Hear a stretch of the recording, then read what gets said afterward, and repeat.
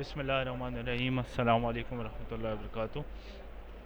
ये आज आप लोगों का एडिशनल वीडियो लेक्चर जिसके अंदर मैं आपको बताऊंगा कि आपने टेस्ट किस तरह से अटैम्प्ट करना है, किस तरह से टेस्ट देना है, क्या टेस्ट का प्रोसीजर होगा। ये याद रख लें कि आपका टेस्ट जो होगा वो आपके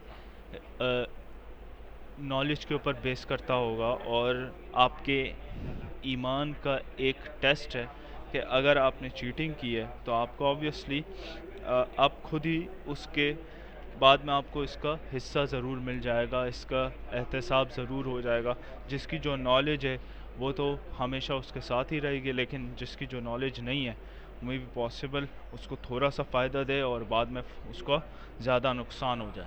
ठीक है, तो कोशिश करिएगा कि अपने फ्राइडेज़ और सैटरडेज़ तैयारी करें और संडे को टेस्ट को अटैम्प्ट करें और संडे को टेस्ट को अटैम्प्ट करके मुझे सबमिट कर दें। सबमिट करने का प्रोसीजर मैं आपको बता रहा हूँ। बाय मंडे जब हमारी क्लास शुरू होने वाली होगी उससे पहले पहले तक आपने जितना आपका टेस्ट हुआ है आपने सब ने सबमिट कर दिया देना है। उसके बाद क्लास के बाद मैं किसी का भी टेस्ट अप्रूव नहीं करूँगा। कैसे करना है टेस्ट, क्या होगा प्रोसीजर, मैं बताता चलूँगा। पहले जो मैंने यहाँ पर 5 MCQs दिए हैं आपकी बुक से, उसको गौर से देखें यहाँ पर 5 MCQs हैं। समझाता जाता हूँ। इन 5 MCQs के 10 मार्क्स हैं। ठीक है, नेक्स्ट 20 स्लाइड्स हैं जिसके आप रिटर्न वर्क करेंगे और मुझे टेस्ट सबमिट करेंगे। इसमें देख लें 10 मार्क्स के कितने 5 सवाल आते हैं। इसमें सिंपल आपने करना क्या है, पहला सेट है क्वेश्चन नंबर 1, पहला सेट है ए जिसके अंदर 100 एलिमेंट्स हैं, 100 नंबर्स हैं और वो सेट है नेचुरल नंबर्स अप टू 100। दूसरा सेट है बी जिसके अंदर नेचुरल नंबर्स तो नहीं है लेकिन नेचुरल नंबर्स भी हैं एक तरह से और इवन नंबर्स हैं, इवन नंबर्स अप टू 100 हैं। अब अगर इस ए सेट को बी से माइनस कर दूं तो मेरा आंसर क्या आएगा, तो आपने ये बताना है कि इनमें से आपका कौन सा आंसर होगा, ए होगा, बी होगा, सी होगा या डी होगा। अब आपने आंसर लिखना इस तरह से है जिस तरह आप पेपर अटैम्प्ट करते हैं। क्वेश्चन नंबर 1 लिखेंगे, क्वेश्चन नंबर 1 के आगे उसका आंसर या तो ए, बी, सी या डी, सिर्फ इतना लिखना है। ये याद रखिएगा कि इसकी नीड नहीं है कि आप पूरा पूरा आंसर लिखें, पूरा फॉर एग्जांपल क्वेश्चन 1 का आंसर ए है तो आपने ए लिख दिया 1357.99, ये ज़रूरी नहीं है, सिर्फ आपने ए लिख के ही छोड़ देना है। ठीक है, ये भी एक्सेप्टेबल है। क्वेश्चन 2 देख लें, क्या रेक्टेंगुलर रीजन होता है वेन डायग्राम में। वेन डायग्राम में रेक्टेंगुलर रीजन को क्या कहते हैं। पहला जो सेट यहाँ बना हुआ है उसका नाम है यूनिवर्सल सेट। ठीक है, ये जो सेट है जिस यू से रिप्रेजेंट हो रहा है, ये यूनियन नहीं है, ये है यूनिवर्सल सेट। ठीक है, सिमिलरली ए यूनियन बी, क्या वो rectangular region A union B होता है, ए इंटरसेक्शन बी होता है या ए माइनस बी होता है। जो ऑप्शन होगा ए, बी या सी, आपने ए, बी, सी या डी, आपने सिर्फ ऑप्शन लिखना है क्वेश्चन नंबर 2 डालकर। ऑप्शन फॉर एग्जांपल बी लिख दिया आपने तो बी लिख दें। ठीक है, which of these represent commutative property of union of sets. ठीक है, याद रखिएगा इसमें कौन सा ऐसा है जो यूनियन है। ठीक है, अब आपने बताना है। ठीक है, A union B is equal to B union A intersection C is equal to C intersection B. अब आपने अपने सोच से बताना है कि इसमें से यूनियन वाली प्रॉपर्टी किस पे अप्लाई हो रही है। How is the complement of set A determined. अब सवाल ये है कि सेट ए का कॉम्प्लीमेंट कैसे निकलता है। ए में से बी माइनस करने से कॉम्प्लीमेंट निकलता है, ए यूनियन बी करने से कॉम्प्लीमेंट निकलता है, या यूनिवर्सल में से ए माइनस करने से कॉम्प्लीमेंट निकलता है, या यूनिवर्सल में इंटरसेक्शन करने से एक ही निकलता है। तो आपने कोई भी ऑप्शन होगा आपका ए, बी, सी या D.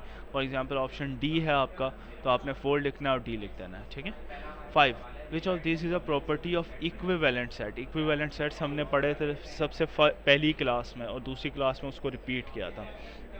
They contain the same elements, same elements होना लाजमी है। जैसे फॉर एग्जांपल 2 है तो उधर भी 2 होना चाहिए, 5 है तो उधर भी 5 होना चाहिए, इस तरह होना चाहिए। या contain the same number of elements. For example 2 sets हैं जिसके अंदर 4 दोनों के अंदर 4 एलिमेंट्स हैं तो उनको इक्विवेलेंट कहते हैं। ऐसा ये है डेफिनेशन। क्या तीसरा, नल सेट्स, क्या वो नल सेट्स कहलाए जाते हैं। चौथा, they can not be paid into 1-to-1 correspondence. 1-to-1 correspondence मतलब ये है कि क्या मैं उनको फॉर एग्ज़ाम्पल एक से एरो बनाकर इस तरह से डिनोट करता हूँ। इक्विवेलेंट सेट को इस तरह डिनोट किया जाता है 1-to-1 कॉरस्पॉन्डेंस में। या आपने सारी चीज़ें सोच के मुझे आंसर सबमिट करना है।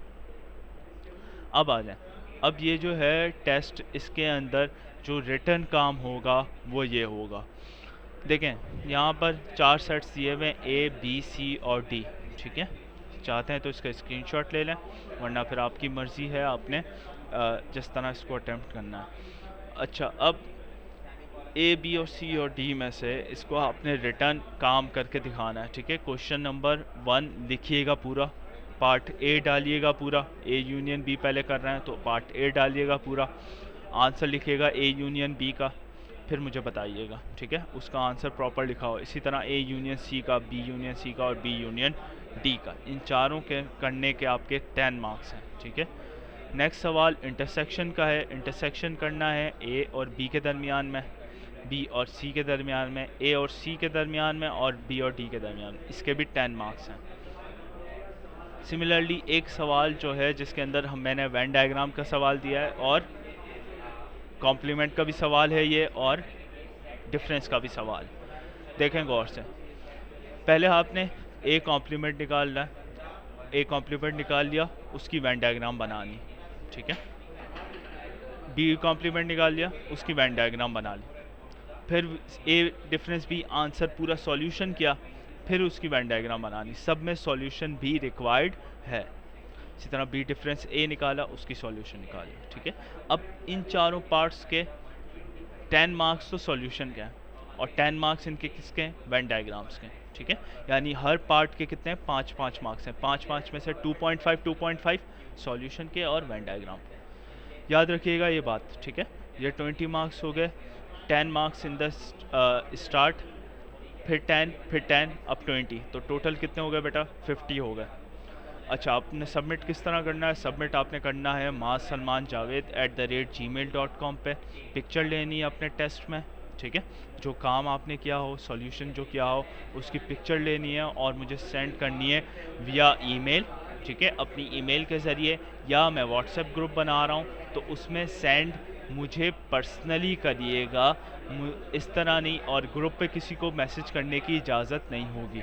By the end of the class इंशाल्लाह आप लोगों की क्लास 12:30 बजे ओवर है, तो तब तक सभी के रिप्लाइज़ आ जाएंगे। मैं होप करता हूँ सबके रिप्लाइज़ आ जाएं, तो मैं व्हाट्सएप पे भी इस वीडियो को भी अपलोड कर दूँ और यूट्यूब पे भी इसका लिंक अपलोड कर दूँ, आपके पोर्टल पे भी इसका लिंक आ जाएगा। जज़ाकल्लाह खैरा।